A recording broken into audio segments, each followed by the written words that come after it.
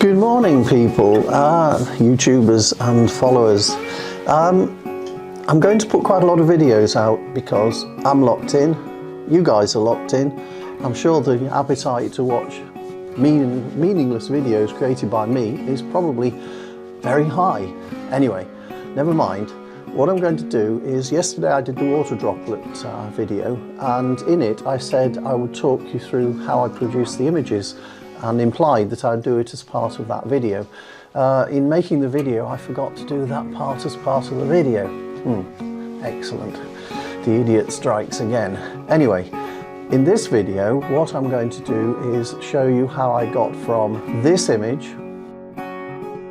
to this image and how I processed it. So I'll switch across to screencasting and I'll show you how I did it. Okay, here we are in Lightroom. I've got the original image here, and to its left I've got this image, which is the one that I processed from the first image.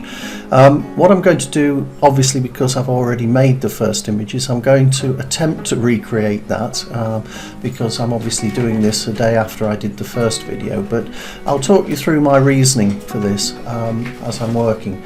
Right, the first thing I want to do is level the picture up, because the back of the picture, it's the edge of the bowl, is a little bit sort of skew-iff, and it's causing the eye to wander, so I'm going to level that up, which I've just done, more or less. The next thing I'm going to do is crop the image, because I want to be, without the constraints enabled, I want to be able to focus much more tightly in on the water droplet itself. So I'll make it the very centre of the picture, as close as I can get, which is about there, and I'll narrow the field width down, and we'll bring the top of the picture down and take the bottom down a bit to give a bit more space to the bottom of the picture, and I think that's looking quite nice at that point.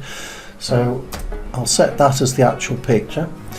The next thing I'm going to do is remove these annoying, I think they're water droplets on the lens actually. There's three of them, one there, and one there. There's also an annoying white flash here which doesn't improve the picture, and the two or three little sort of spots of dirt in the water, I think, which are there.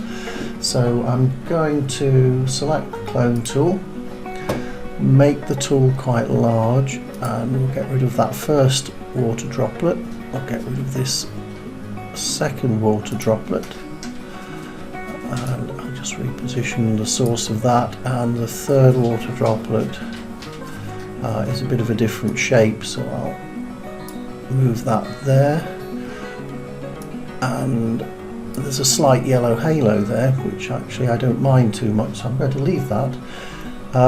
So that now has got rid of the annoying parts on that part of the picture. I'll work on the little small annoying bits down here, one of which is that white spot there, and these little white tiny marks in the water that's just breaking it up, not making it look as tidy as it could do, and there's a little grey spot there that isn't improving the picture. So that's got rid of those quite nicely. Now there's a little bit of something here I'm not happy with, so I'll just clone that out as well. And because it's such a random image, you can make changes and no one will ever see the differences that you've made, except that they wouldn't see the spots that you've removed. Now I'm going to mess around with the highlights. I'm going to bring those up a fair bit, or down a little bit. I'm now going to increase the shadows to brighten the picture, because it's quite a high key picture anyway. Take the whites up, make it a little more ethereal looking, and bring the blacks down a little bit, just to put a bit more contrast into the actual spike of water sticking up here. Now I'm going to mess around with texture. I'm going to take that up a long way, because the picture doesn't have many, it's very smooth, so the few edges that there are, for instance around these tiny little water droplets on this ring of water here, I want them to be quite crisp, and equally the clarity I'm going to turn up a bit as well. Now that's starting to look quite interesting. I'm going to use the dehaze tool to actually identify any more dust spots on the picture, so I've turned that up quite a bit.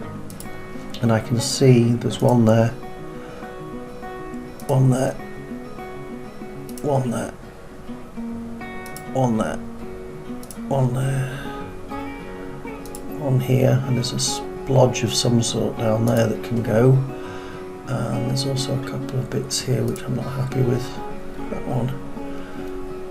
And now I've turned up the dehaze, that's really quite obvious, so I'm going to get rid of that yellow halo that's on the top of the dome of water there. And the way I'm going to do that is I'm going to put the feathering to virtually nothing on the clone tool so that I can cut in quite tightly on that. And I'm going to first of all tidy that bit up, hopefully, which it's done, and I'm going to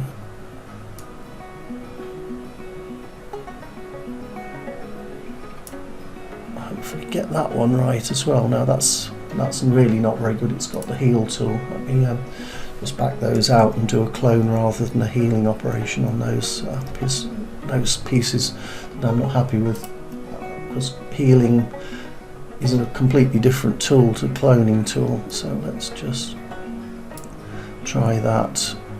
That's quite a bit better.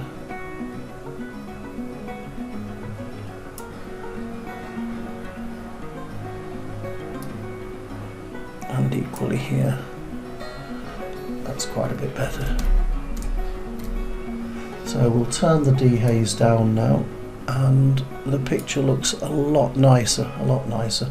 Now what I'm going to do is warm the picture up a fair bit so that the white background becomes a yellow background and augments the colour of the water, which is now nicely yellow.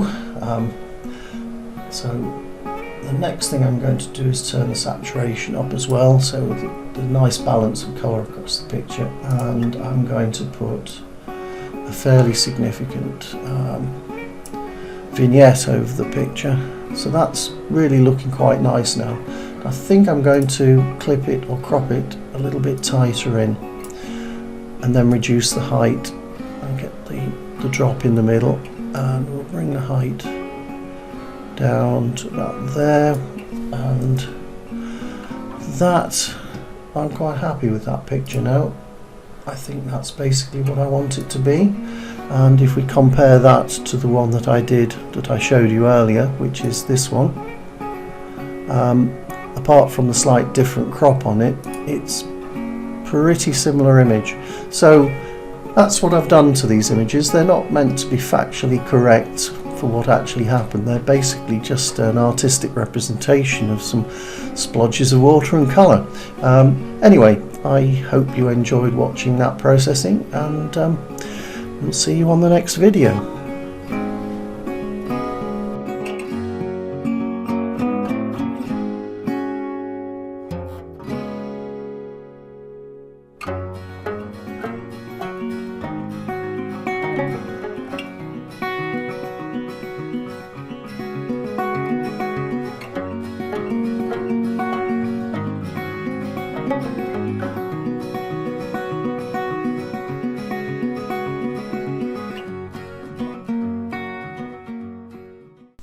Thank you very much for watching. If you like this video, please give it the thumbs up, and please also subscribe so that you get notified when I upload new videos.